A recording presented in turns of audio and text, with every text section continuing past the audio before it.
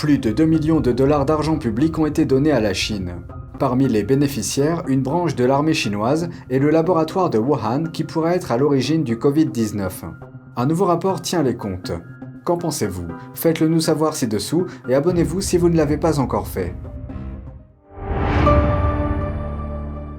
Bienvenue dans Regard sur la Chine. Plus de 2 millions de dollars d'argent public sont allés en Chine, notamment pour financer une branche de l'armée chinoise et des recherches sur les infections allant des coronavirus à la grippe porcine. Regardons cela. Un nouveau rapport détaille la façon dont 2 millions de dollars d'impôts sont allés en Chine et comment ils ont été utilisés pour étudier des infections, notamment les coronavirus. Ce flux d'argent a circulé entre 2014 et 2021. Il s'est terminé 2 ans après l'apparition de la pandémie. Le rapport provient de GAO, une agence gouvernementale non partisane qui enquête sur les dépenses fédérales américaines. Une branche de l'armée chinoise a reçu plus de 500 000 dollars de l'université Duke, qui a reçu l'argent de l'Institut américain de la santé. L'institution militaire chinoise a utilisé l'argent pour des recherches sur la transmission du virus de la grippe porcine à l'homme. Vient ensuite l'université de Wuhan. Elle a reçu plus de 200 000 dollars de EcoHealth Alliance et plus de 39 000 dollars pour l'université de Californie à Davis, qui a reçu les fonds de l'agence américaine pour le développement international ou USAID. Cette agence fédérale est chargée d'octroyer de l'aide à l'étranger. Le laboratoire controversé de Wuhan, appelé Institut de virologie de Wuhan, s'est taillé la part du lion, plus de 1,4 million de dollars. Ce laboratoire a fait l'objet d'un débat intense sur la question de savoir si il est à l'origine de ce qu'on appelle le virus du PCC qui cause le Covid-19. Ce virus a coûté la vie à de nombreuses personnes dans le monde. Le laboratoire a reçu près de 600 000 dollars des contribuables de la part d'EcoHealth Alliance. Cette organisation a reçu l'argent des instituts américains de la santé, la plus grande source de financement de la recherche médicale aux États-Unis. Un autre montant de 800 000 dollars a été versé par l'Université de Californie à Davis. Cette dernière a reçu l'argent de la USAID. GAO a enquêté sur les flux financiers à la demande de 2 membres du Congrès américain, Mike Turner, président de la Commission du renseignement de la Chambre des représentants, et Brad Wenstrup. Les 2 responsables ont déclaré qu'ils continueraient à prendre des mesures concrètes pour déclassifier les renseignements liés à la pandémie. Les nouvelles sur l'évolution de la situation à Cuba sont tirées d'informations hautement classifiées des services de renseignement américains. Un nouveau terrain d'entraînement militaire chinois pourrait s'installer à une courte distance de la Floride. La Chine et Cuba sont en train de mettre au point les détails de la construction d'une installation commune dans cette zone. Si ce projet se concrétise, les troupes de Pékin pourraient y être stationnées. Le Wall Street Journal a fait état de cette évolution mardi, citant d'anciens et d'actuels responsables américains et affirmant que les détails ne sont pas encore complets, mais qu'ils sont convaincants. Les négociations relatives à l'installation seraient bien avancées, mais aucun accord n'a encore été conclu. En réponse, le porte-parole du ministère chinois des Affaires étrangères, Mao Ning, a déclaré que Pékin n'avait pas connaissance d'un tel projet. Cette nouvelle intervient quelques jours seulement après la publication d'informations selon lesquelles les 2 pays se seraient mis d'accord sur la construction d'un site d'écoute à Cuba.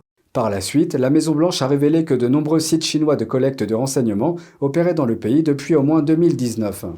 Pour en revenir au terrain d'entraînement prévu, les responsables ont indiqué que le plan s'inscrivait dans le contexte du projet 141 de Pékin. Il s'agit d'une directive militaire chinoise visant à étendre son réseau de bases militaires et de soutien à l'étranger. L'installation à Cuba deviendrait le premier site du projet 141 dans l'hémisphère occidental. Dans une interview accordée lundi, le secrétaire d'État Antony Blinken a déclaré qu'il avait évoqué les activités de la Chine à Cuba lors de sa visite à Pékin le week-end dernier. Il a souligné que les États-Unis avaient toujours été préoccupés par l'éventualité d'une base chinoise à Cuba. La Maison-Blanche s'est refusée à tout commentaire. Le Wall Street Journal a indiqué que l'administration Biden avait contacté des responsables cubains au sujet de ce projet. Le Texas est en tête de la lutte contre ce que beaucoup appellent un crime contre l'humanité.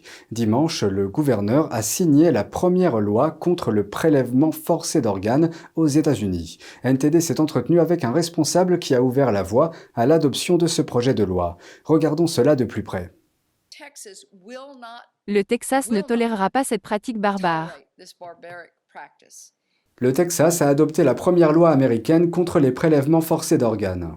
Le gouverneur Greg Abbott a signé dimanche le projet de loi 1040 du Sénat, parrainé par la sénatrice Lois Kolkhorst. Cette loi est accompagnée d'un projet de loi identique à la Chambre des représentants, parrainé par le représentant Tom Oliverson.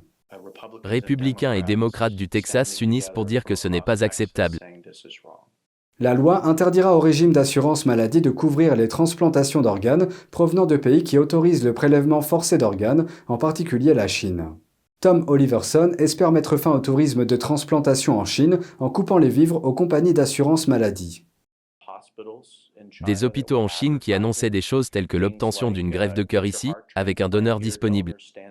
En tant que médecin, j'ai tout de suite compris que l'on ne peut pas être prêt à donner son cœur si l'on n'est pas prêt à abandonner sa vie. Des enquêtes menées par des groupes de défense des droits de l'homme montrent que le Parti communiste chinois, ou PCC, prélève de force des organes sur des prisonniers de conscience, notamment sur des personnes croyantes telles que les chrétiens des églises domestiques et les musulmans ouïghours. Les principales cibles des prélèvements forcés d'organes sont les pratiquants de Falun Gong, aussi connus sous le nom de Falun Dafa. Il s'agit d'un groupe spirituel qui compte des dizaines de millions de pratiquants et qui fait l'objet d'une persécution très violente en Chine depuis 1999. Ils ne sont plus considérés comme des personnes, ils sont juste une marchandise. Un moyen pour le gouvernement de gagner de l'argent, de monétiser. Je ne peux pas aller en Chine et faire cesser cela tout de suite. Mais je peux faire en sorte que les Texans ne puissent pas participer à cette pratique malveillante et détestable. Oliverson estime que cette loi permettra de lancer un débat national sur la nécessité d'adopter une position ferme contre les violations flagrantes des droits de l'homme commises par le Parti communiste chinois.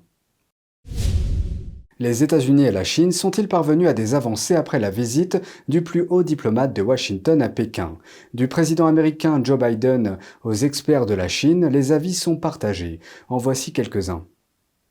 Le secrétaire d'État américain Anthony Blinken vient d'achever un voyage très suivi en Chine. Joe Biden a salué ses efforts. Toutefois, les progrès et les effets réels de ce voyage restent incertains. Lors de son séjour à Pékin, Anthony Blinken a évoqué l'une des principales préoccupations de Washington, les mouvements militaires de la Chine. Mais la Chine a refusé d'en discuter. Selon l'interview accordée par Blinken à CBS, le département d'État continuera à travailler sur l'aspect militaire. Comment la Chine voit-elle ce voyage? Le chef du Parti communiste chinois, Xi Jinping, a déclaré que les États-Unis et la Chine, en tant que les deux plus grandes puissances économiques du monde, doivent construire ce qu'il a appelé des relations globalement stables. Il a ajouté que certains accords avaient été conclus, mais n'a pas donné plus de détails.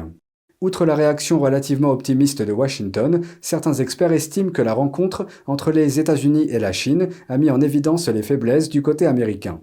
Gordon Chang a déclaré à Newsmax qu'à son avis, les tentatives désespérées de Washington pour discuter avec la Chine laissent penser que les États-Unis perdent du terrain. Un ancien général de l'armée de l'air américaine s'est fait l'écho de ce message. Nous avons demandé cette réunion, nous avons demandé l'opportunité d'envoyer le secrétaire Blinken, nous avons en gros supplié les Chinois de nous laisser communiquer avec leurs forces armées pour un dialogue militaire. Une fois de plus, je pense que nous avons perdu le fil de ce qui est important dans nos relations. Il a interprété cette conversation comme une conversation légère et de bas niveau. L'administration Biden a récemment fait marche arrière en disant « Nous allons réinitialiser les relations avec la Chine ». C'est une mauvaise chose pour l'Amérique, cela n'indique pas que nous allons construire nos infrastructures, notre base industrielle, et que nous allons réellement protéger notre économie de la Chine. C'est sur cela qu'ils devraient se concentrer, et pas sur des discussions légères et de bas niveau comme ce que nous avons vu. Il reste à voir comment les relations entre les États-Unis et la Chine évolueront à la suite de cette visite. Nous vous tiendrons informés. C'est tout pour aujourd'hui, merci d'avoir suivi Regard sur la Chine. On se retrouve demain pour une nouvelle émission. Prenez soin de vous et à bientôt.